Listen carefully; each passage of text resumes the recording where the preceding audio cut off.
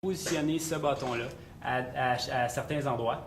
Et grâce à j'ai un map builder là, qui va nous construire notre map. Dans le fond, c'est une préconstruction de cette map-là avec cet outil-là ici. OK. Fait qu'il y a un clic à faire, ça crée une partie de la map. On le déplace, un clic à faire, ça crée une map. Et après, quand on a créé une map avec cet outil-là, Ouais. on va pouvoir utiliser mon programme, qui est le deuxième que je vais vous montrer là, qui va se localiser à l'intérieur de cette map-là.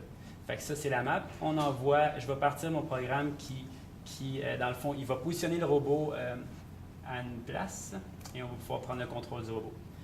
Donc, juste un instant ici. Je vais juste m'assurer. Ici. Puis, donc, c'est ça. Puis, tous ces programmes-là, l'avantage, c'est qu'on peut on peut contrôler à distance, puis on peut envoyer aussi, ça ici qui est le mapping, on peut envoyer la localisation du robot. Oui, OK, il faut aller vite. OK, on fait vite. Donc, on a notre robot ici. Ça, c'est le contrôle du robot. Fait que, qu'est-ce qui arrive, c'est que je peux contrôler le robot en ce moment, un peu comme du FPV, là, si vous êtes dans le domaine des drones. Et je contrôle le robot avec une caméra qui est dessus. Et je vais envoyer, on arrête ici. Donc, on positionne le robot et ce qu'on fait, c'est qu'on va y envoyer une démo, dans le fond, de l'autonomie du robot. J'envoie ça. OK. Donc, là, je lui dis d'aller faire le tour du couloir en espérant qu'il va se promener ici. On va le voir en temps réel sur mon mapping. OK. Donc, c'est ça. Ça, c'est bon. Ah, il faut que je parte le leader. Vous voyez, j'ai oublié de faire ça. Donc, le leader est parti. Est-ce que tout est beau? Je pense que oui. Donc là, lui, il va avoir ce qu'on appelle un obstacle avoidance, ce qui veut dire que si il va trop proche d'un des murs, on le voit ici en temps réel, il va envoyer avec mon contrôle de cinématique des commandes qui sont tourne à gauche, tourne à droite. Fait qu'on voit ici, là, il est dans le fond du corridor en temps réel sur la caméra. Puis la caméra, ça, c'est une caméra? Ou La caméra, c'est carrément, mais vu que le robot est fait sur un ordinateur, donc c'est une plateforme de développement qui est juste un ordinateur, j'ai juste mis une petite caméra USB. OK. On peut aller chercher des caméras grand angle. L'avantage, le meilleur, ça serait vraiment d'avoir une caméra qui regarde à gauche, à droite, en avant, en arrière. Mais ça nous permet, avec ma plateforme de développement, ça nous permet d'aller, de pouvoir avoir un certain contrôle. Là. OK, OK. Ouais, là, il est censé envoyer une commande de tour. Bon, là, il tourne. Et là, on le voit ici en temps réel.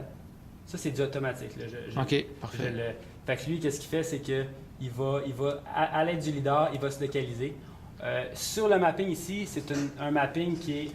dans le fond, je lui ai dit de s'arrêter quand il y avait devant cette porte-là. Là. Fait que, qu'est-ce qui vient de se passer là? Ça, c'est juste une visualisation d'un déplacement, là, dans le fond, un path planning. Mais j'ai un autre programme aussi qui s'appelle une plateforme de développement qui, elle, va nous permettre de vraiment comprendre qu'est-ce qui vient de se passer avec tout ce qui est localisation, scan. Donc, mettons, le robot, il est là comme ça ici. On voit là qu'il est en angle. Si j'y envoie une commande, je peux lui dire c'est quoi l'angle que mon robot a.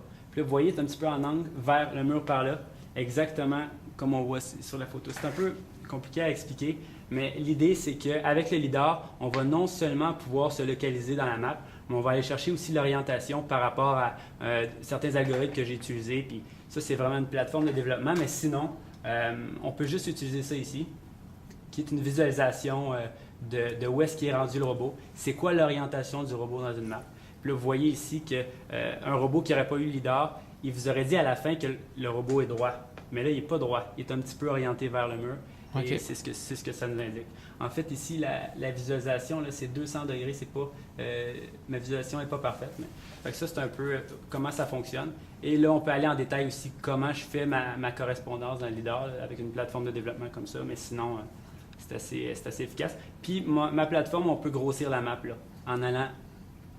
en utilisant mon autre programme qui s'appelle Map Builder.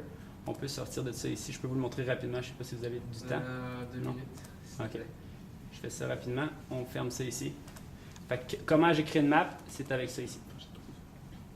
C'est un programme qui, lui, Contrairement à mon programme de contrôle et d'autonomie de véhicule, lui, qu'est-ce qu'il fait? Il va aller créer n'importe quelle map. Fait qu'on veut faire la map de l'université, on part mon programme et on le met soit sur un robot ou soit sur mon bras. Vous voyez le robot ici. Là, qu'est-ce qu'on veut? On veut créer une map. On définit, on envoie sur scan. Il envoie un premier. Ça, il est en train de créer une map. OK. J'avancerai mon robot.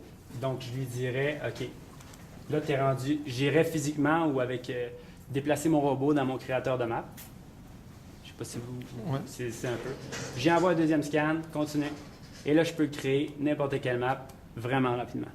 Parfait. Ouais. L'idéal, là, ça serait d'avoir quelqu'un au téléphone. OK, avance mon robot de 10 pieds, si vous voulez, ou avance ça ici de 10 pieds. On modifie ça ici, puis on peut aller se créer une map. En 30 minutes, on peut faire une surface comme université.